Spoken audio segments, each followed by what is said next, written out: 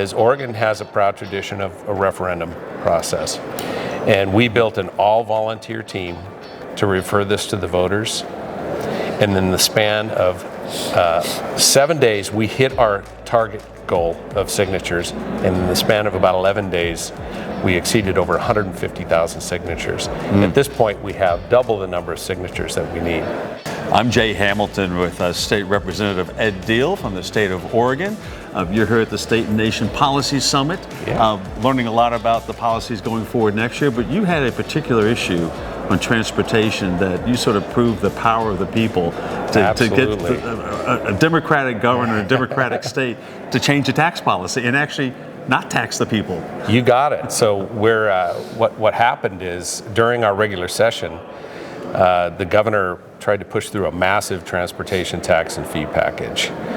And she struggled with it and ended up calling an emergency session later this year and basically rammed this thing through a $4.3 billion tax increase over 10 years, increasing title fees, registration fees, increasing our gas tax, and also doubling a statewide payroll transit tax. In Oregon, it's unique. We have statewide tax on transit. Whether you live in a town with a bus or not, you're paying for transit. So she rammed this through purely on partisan lines, overwhelming public opposition. 95% of the testimony was opposed to this thing. But what we did... And her side felt obligated to vote for it. Her side felt obligated to vote for it. They basically took a vote they know was against the will of their own people. So what we did is Oregon has a proud tradition of a referendum process. And we built an all-volunteer team to refer this to the voters.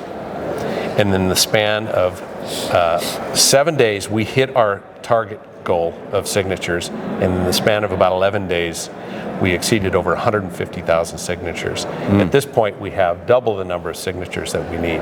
It's unprecedented for an all-volunteer team. Golly, that's awesome. It was on the ballot this past election? Has it been overturned? No. It hadn't been overturned yet, so you're getting the referendum on the ballot. We're getting it on the ballot. And what we did when we filed this referendum is we want it on the November 2026 ballot. Gotcha. So it will be on the ballot along with all the legislators that voted for it. In the meantime, is a tax going in place, or are they holding off on putting a tax on? No, here's how it works, is if we can get the signatures verified by the end of the year, then these taxes and fees will not go into effect until the people have a chance to vote. That's spectacular. Yeah. Tell me what this shows, and if it can happen in Oregon. Yes. And sort of the American way, right? I know. And well, what it shows is we have 4 decades of one-party governance in Oregon, and there's an arrogance that comes along with that.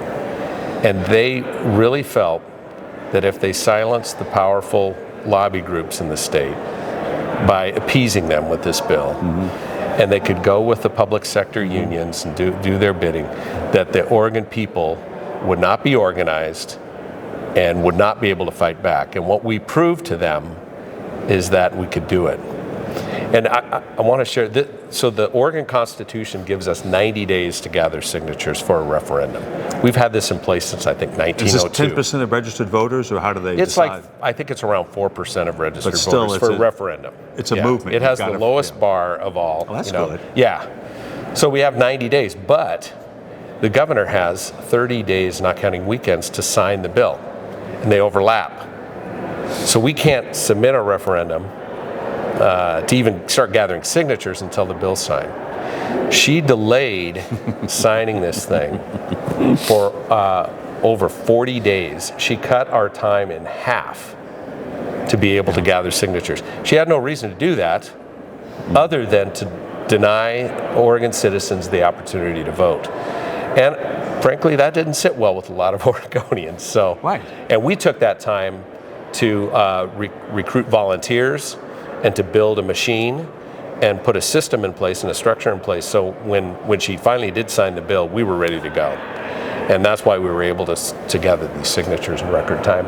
What is your message to other state legislators that come from traditionally Democratic states? How do you fight back? This is one way, correct? This is absolutely one way. And what I found, I'm in the minority party in Oregon.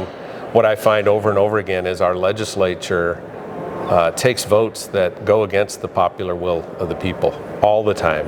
And they deny us hearings even on very popular bills. I know that are popular with the people. So this is our way of pushing back and to directly engage, direct democracy, engage voters, and hopefully wake them up as to what's really going on in that building. And I hope change the makeup of the legislature in the future. And the power of the vote.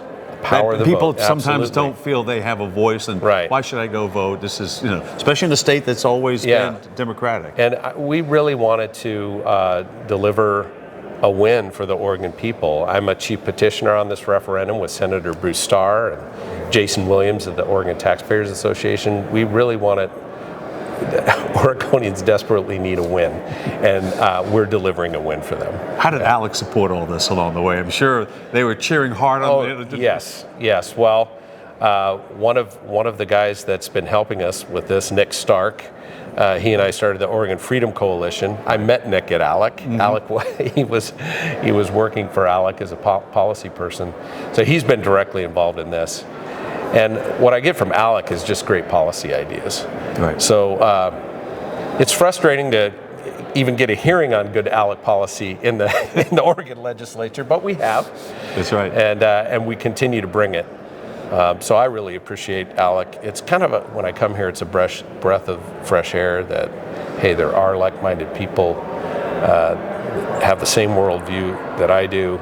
They understand freedom and federalism, and they're actually successful in other parts of the country. And I'm optimistic that we'll bring that to Oregon too. Do you see the general voters having more of an independent streak too? They're not necessarily going to follow the Democratic leadership lock, stock, and people just, as they feel remote from government altogether, that there is an independence, like, hey, we can do something about this? Yeah, well, on this referendum, this was not a partisan issue at all.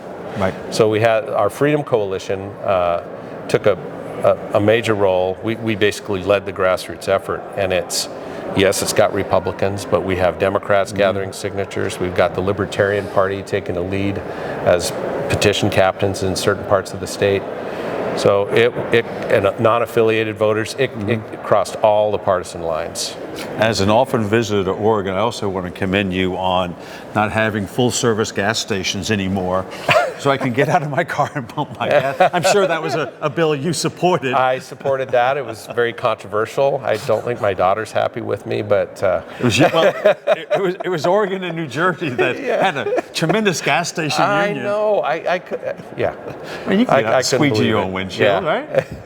I actually, before we thought that bill was going to pass, I introduced a bill that allowed one gas station in the state that was in this remote location that had been devastated by wildfire to have self-service gas. Yeah. One gas station in the whole state. I kind of wrote it in a way, and we got it passed too. I love these stories. I got the scowl, and I almost, they almost threw me up against the wall when I got out and tried to pump gas in my rental car. Oh yeah, boy! How dare you?